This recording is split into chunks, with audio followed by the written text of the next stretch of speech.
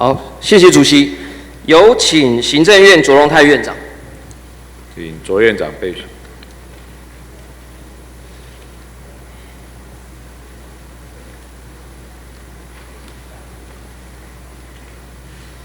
各位委员好。院长好，初次和你见面哈。首先我要单独请您看一段影片，大概1分钟，暂时先请其他阁员不要就备询台哦。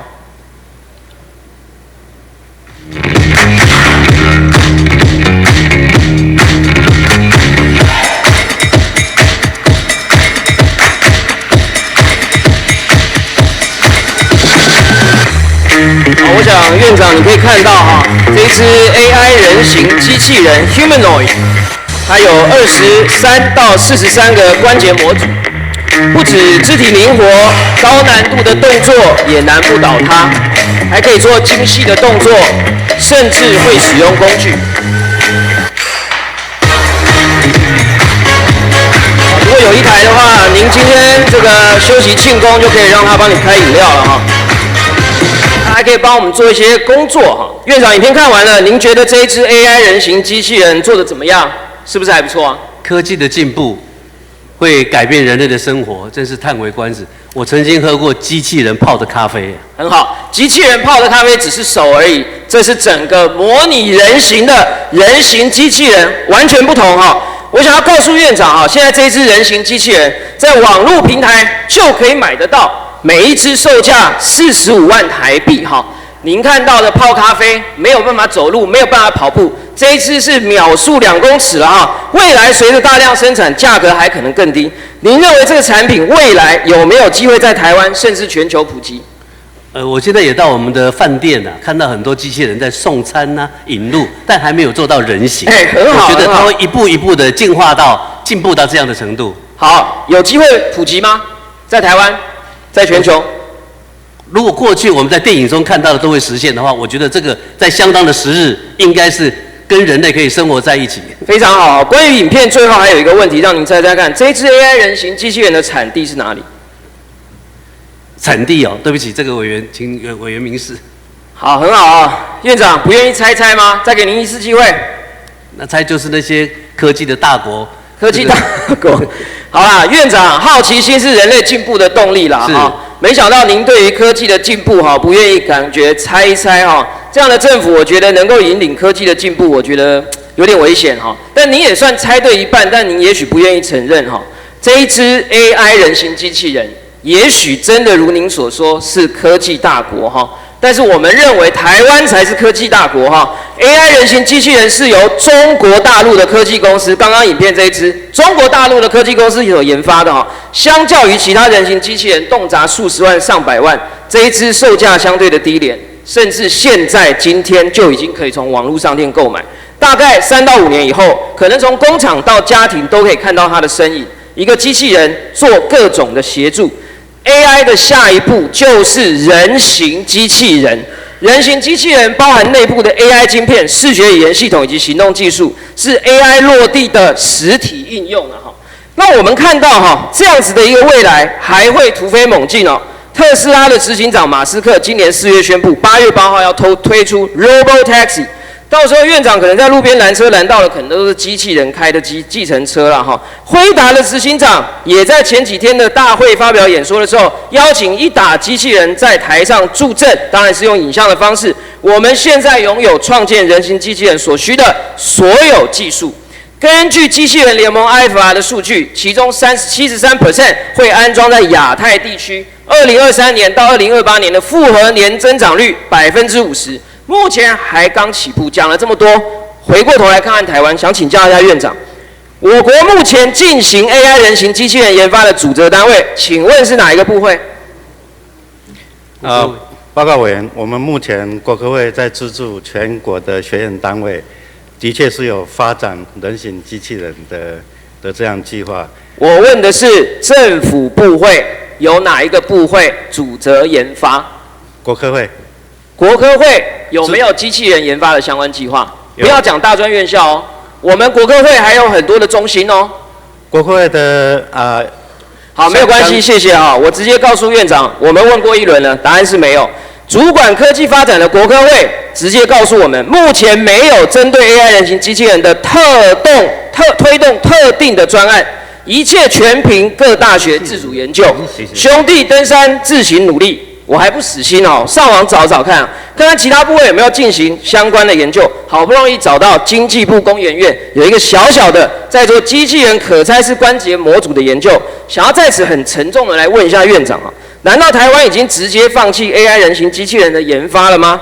主导台湾科研的国科会，无论是在 AI 行动2.0计划里，或者在精创计划里，居然都没有提到有关人形机器人的半个字。国科会主委要不要确认这件事情？是不是没有提到？报告人，我们现在在这里要讲话要很明确哦。好，相关文件都上网找得到哦。有没有提到？你只要提有或没有就好。人形机器人并有没有在文件里提到？我可以告诉你，就是没有。院长，请说明。跟委员报告，我们是不是要放弃了？机器人的研究研发当然是有，但是或许在名称上没有把它冠上"人形"2个字，但是它的内容、它的研发方向应该绝对是有的了。哦，所以车子2轮也是车了哈。好，没有关系。相对于台湾对 AI 发展，真的是杂乱无章、一盘散沙了哈。我们最喜欢的《经济学人》指出哈，中国大陆预测到未来劳动力缺乏的问题，因此正在力争成为机器人以及人形机器人的超级大国哈。我们现在路上跑的车子很多都是进口车啦，大家手机里下载的游戏 App 都是国外的游戏，大家可能习以为常，但是很快的哈，3到5年内很可能在路上走的，家家户户用的都是网络上买来的，由您刚刚所提到的科技大国所制造的人形机器人，甚至有可能他们里面所采用的语言模型是 ChatGPT 啦哈。我们一直在讲开放语料，但是没有人给我们回应啊哈。到时候台湾要如何抵御中国大陆的科技统战、文化统战？最近人称 AI 教父的 NVIDIA 创始人黄仁勋来台，紧急来台，和许多业界人士会晤，一口气和16%的 GDP 老板大吃大谈未来 AI 产业的发展。但是不知道怎么样，到底是不是错觉啊？我们的政府官员好像像神隐少女一样啊，在 AI 产业的交流里头完全缺席。别人边吃边谈，难道在座的官员都只有羡慕的份吗？我想在此询问卓院长以及在场所有的内阁官员，这一次黄仁勋先生访台的过程当中，有没有人受邀与他共餐，畅谈政府 AI 政策规划的？有的可不可以举手让我们知道一下？跟委员报告，产业界他们合作各种方式，对不起，我们不要问政府跟产业界当然有接触。我刚刚问的是没有人举手啊？没有人举手啊！再跟委员报告，我们现场举手没有留下记录，我们还是用口头回答比较成立。看来那有没有邀您共餐嘛？我们有见过面，没有共餐。有没有畅谈政府 AI？我想了，看起来啊，所谓 AI 内阁啊，我们真的不希望是在政府内部里束之高阁，把 AI 束之高阁的一个地方哈，扮演神隐少女的巢。人家没有邀你们吃饭，你们难道也没有主动邀他吗？报告委员，吃饭不重要，我们是做事的。那您有没有跟黄仁勋聊过国家科研发展、AI 科研发展？刚刚还想说你没有举手，我就不要点你了，有吗？我们跟 NVIDIA 跟 AMD 都有详细。黄仁勋来跟没有关系哈，我不管了哈。政府 AI 政策多头马车一团散沙了哈，真的是要导致我国 AI 产业的发展连基本的战略方针都没有。我之前已经朗读过很多，我们待会还有例子哈。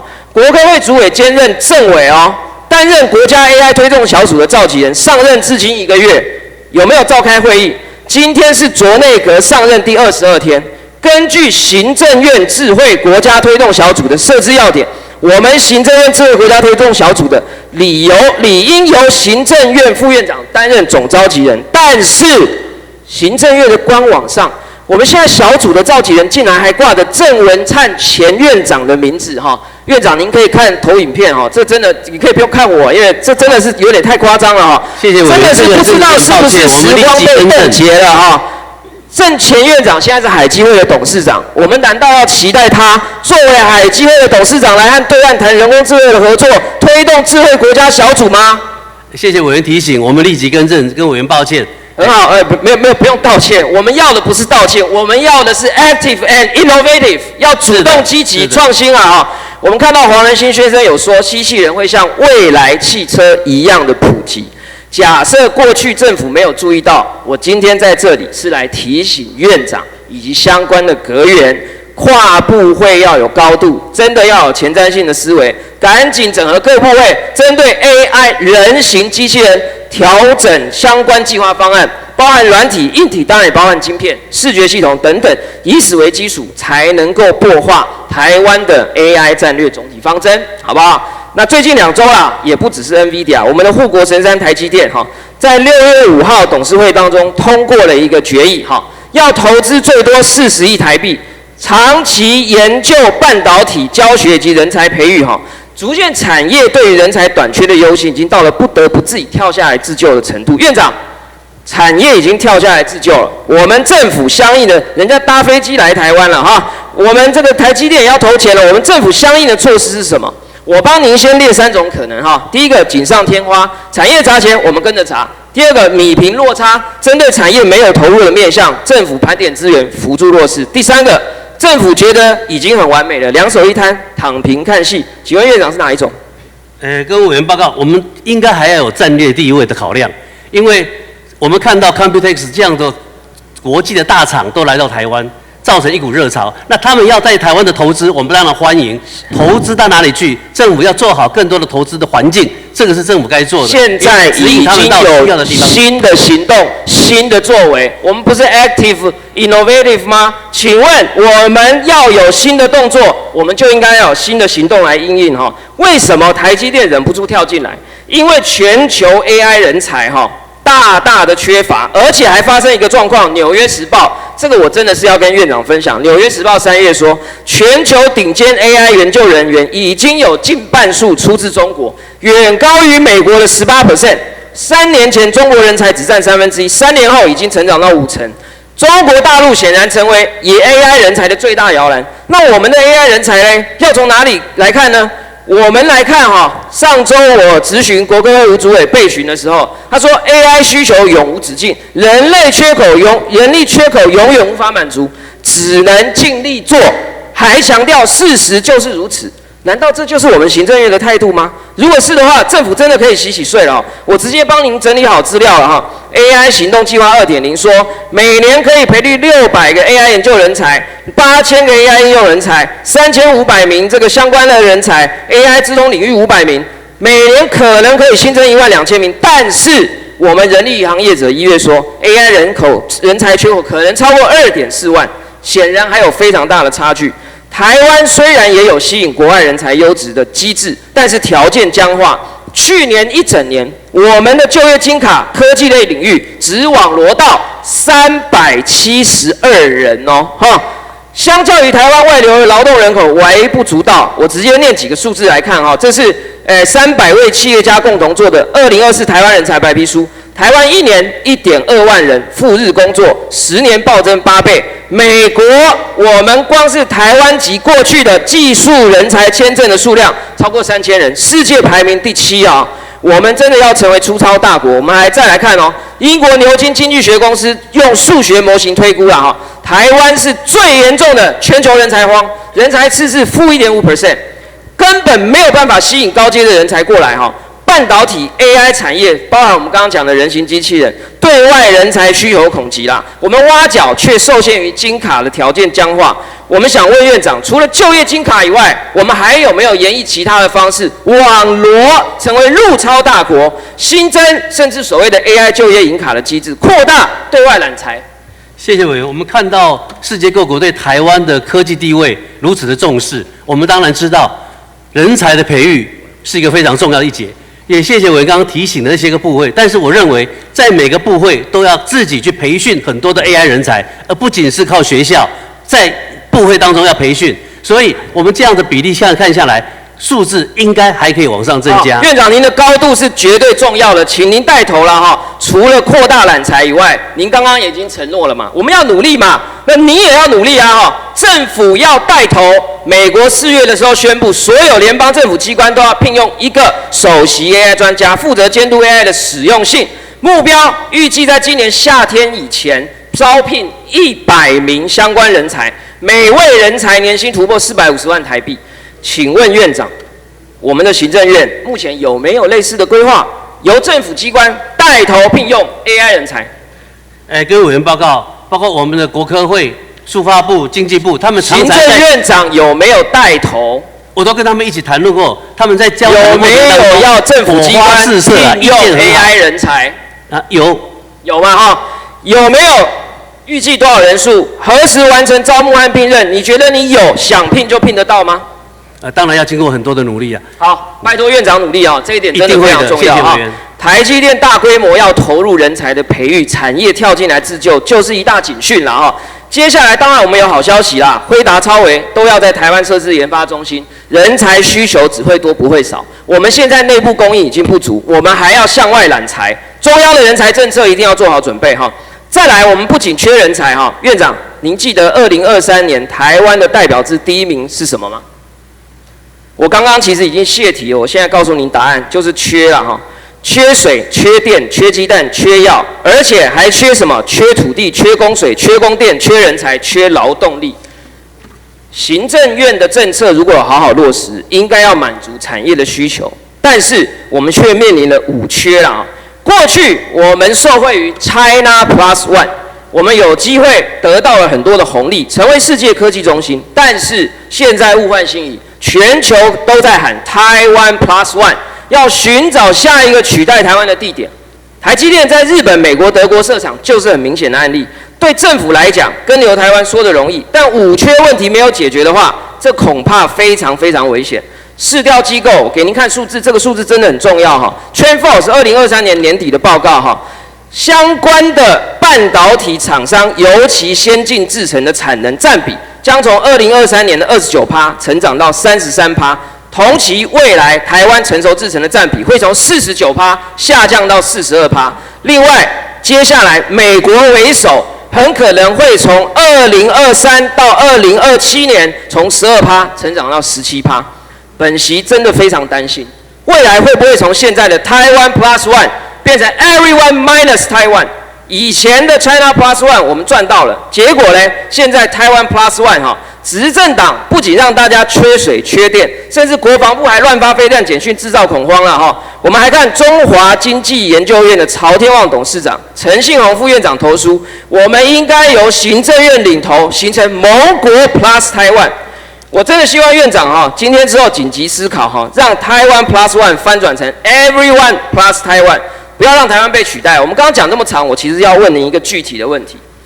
黄仁勋说台湾是世界的支柱，我相信您认同这一点哈。但是黄仁勋同时也说了“缺”这个字，他说台湾电力的局限会是一个挑战，请问您认同吗？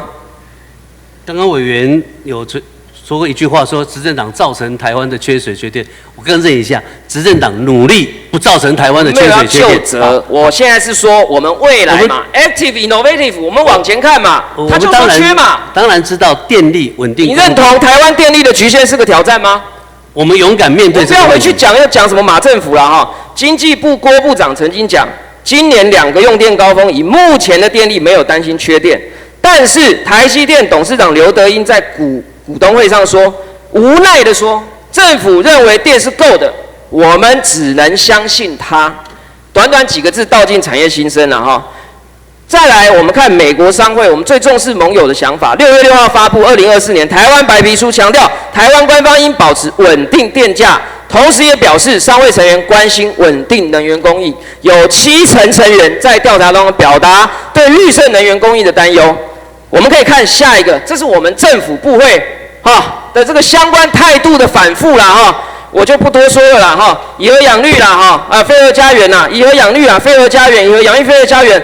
反反复复，短短1个月左右的时间，飞核家园的神主牌拿起来放下去，拿起来放下去，我表演一下了哈，拿起来放下去，拿起来放下去了哈，搞得民众和产业雾里看花。我在这里再问一次院长，产业界大声疾呼，民进党好朋友童子贤、民进党大佬许信良，许多的阁员看似都比您理性务实。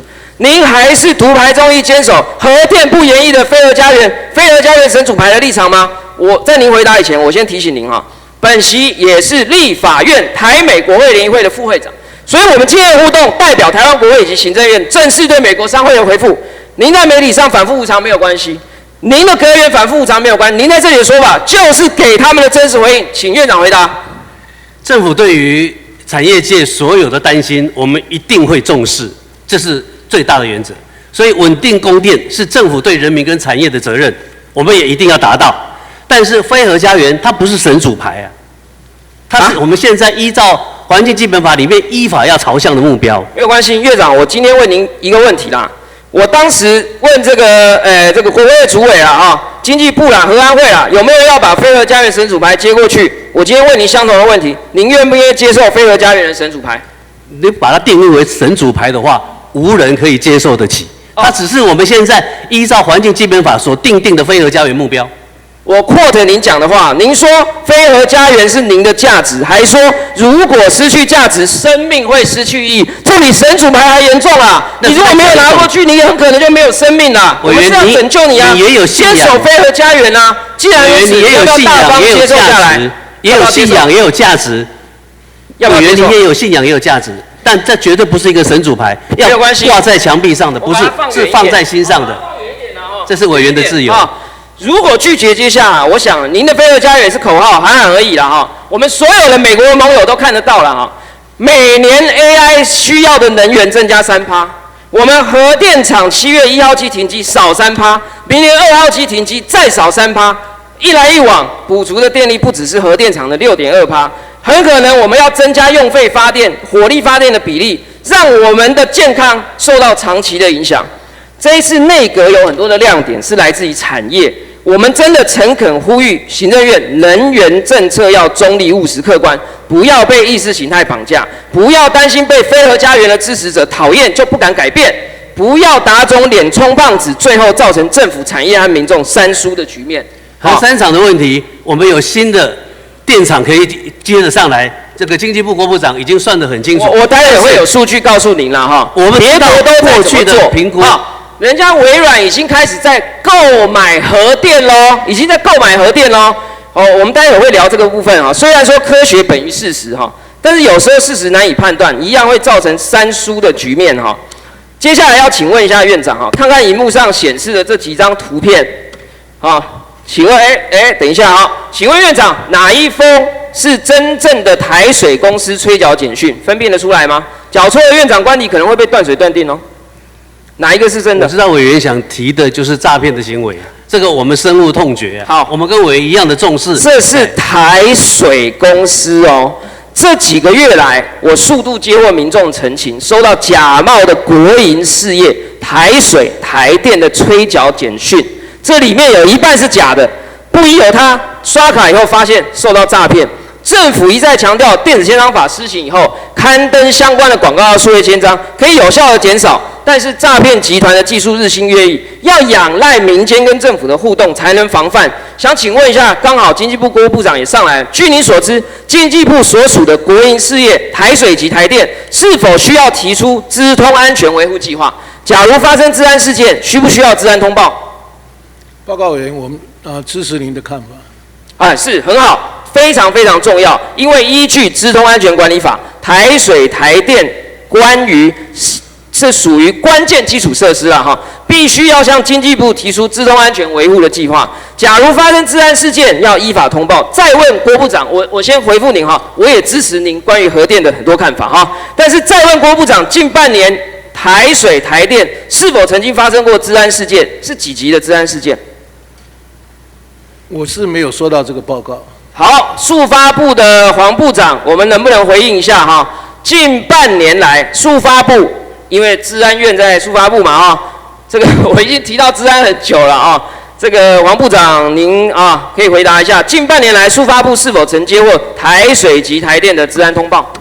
我们报告委员，我们现在一个月大概收到，这是关键基础设施对，我知道，大概每个月收到大概100多件的台水跟台电。没有关键基础设施，目前没有这个。目前没有，我帮您问好了。这半年来，台电做过1次治安通报，台水的通报次数为0啦你们上网随便搜寻一下台水诈骗，全部都是，几乎半个台湾都收到了。请问一下郭部长，2家国营事业是否有没有确认客户资料有没有遭到外泄？有。我们应该盘查一下，对不对？我们来盘查一下。院长，您能不能责成有关单位，包含经济部、数发部、内政部，立即成立专案小组，调查台水台电的诈骗检域有没有各自外泄，让民众安心？愿不愿意承诺？谢谢委员。政府部门、国营事业，甚至包括民间的产业事业，都不应该将各自台水台电成立专案小组，调查治安、关键基础设施跟民生相关，所有台湾人民都在这样的环境底下，我们应该保障他的资讯安全。我想要提醒院长哈，国内这还都只是旧方法哈。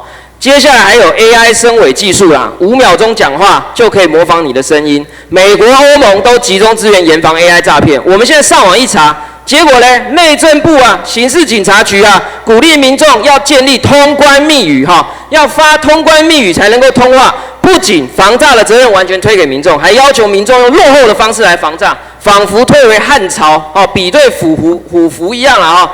院长，既然我们的 AI 战略方针可能还不明确，但是我们国科会积极推动 AI 行动计划3.0，您能不能承诺 AI 防诈可以列为 AI 政策的重要一环？科技的事用科技处理，汉朝的事我们把它放在历史里面，院长可以承诺吗？谢谢委员，您当然知道，我们现在全力推动，希望大院通过打诈释法，就是让我们有先进的法律可以握在手上。您回去看一下里面有没有用到科技，有没有用到 AI 啦？哈，这个没有关系，我们开放问题，真的是提醒大家。最后啦，我想讲一下，虚拟世界也不是全然都洪水猛兽啦。有一个产业正在被全世界拥抱，却唯独被台湾当成洪水猛兽。这个议题就是虚拟货币的 ETF。今年1月10号，美国证券交易委员会 SEC 批准比特币 ETF 交易了啊。3月4号我上任以后呢，马上去质询为什么我们的金管会禁止我们的民众透过副委托。我们政府鼓励的方式去购买比特币的现货 ETF 呢？5月22号，我再就此议题询问金管会彭主委，我们当然很感谢彭主委有表示，法人有机会先行，开放程度虽未达预期，但起码表示政府对虚拟货币的态度不再保守僵化。我想要请院长给我们一个勉励，好不好？政府目前对于虚拟货币 ETF 的态度有没有正由保守转向开放？我们目前预估的期程，何时可以开放副委托购买比特币 ETF？ 这是一个新兴的事业哈，新兴的行业。那我们愿意在安全更有保障的情况底下，能够朝向跟国际接轨的方式做，但是注重安全，保障人民的安全。因为我始终主张 AI 的创新，也要民主 AI 的创新，现在才6保障人类的自主跟人格。我们已经问了半年了，有什么理由还要再拖延6个月呢？我想啦，这个院长能不能责成金管会加速研议开放？我们不要一直把安全挂在嘴巴上，我们长期我们要加速。我们每天睡一觉 ，AI 都在变聪明，全世界的竞争都在增加，能不能加速研议开放法人以及一般民众副委托购买国际上已经允许的比特币现货 ETF， 满足社会大众对多元投资商品的期待，可不可以？报告委员，我们这部分已经在进行中。那时间希望可以加快，范围希望可以增加。如果有教育民众保障安全的需求，我们朝野一起来努力，可以吗？谢谢委员，谢谢委员。最后啦，我要用我最喜欢的电影一一来做总结。院长，不晓得你有没有看过这部杨德昌导演最棒的电影之一？当中的主角小男孩杨洋，他有一句名句啊，他说：“我要去告诉别人他们不知道的事，给别人看他们看不到的东西。”这正是我进入国会担任立法委员的原因。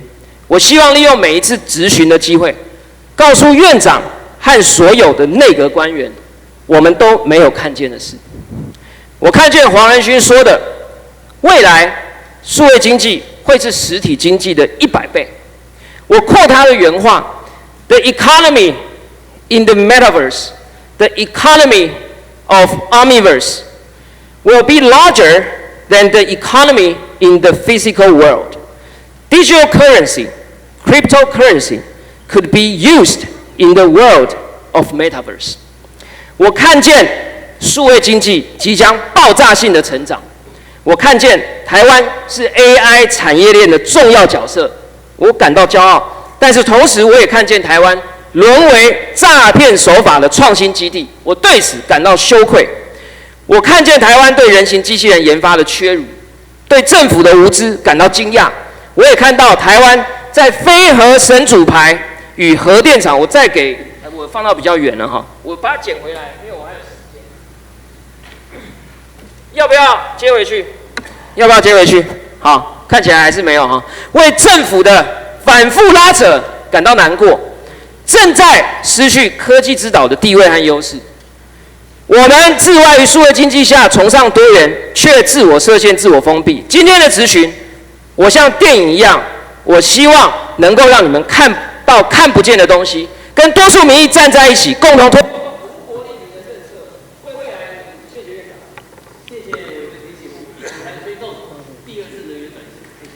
好，谢谢各位委员。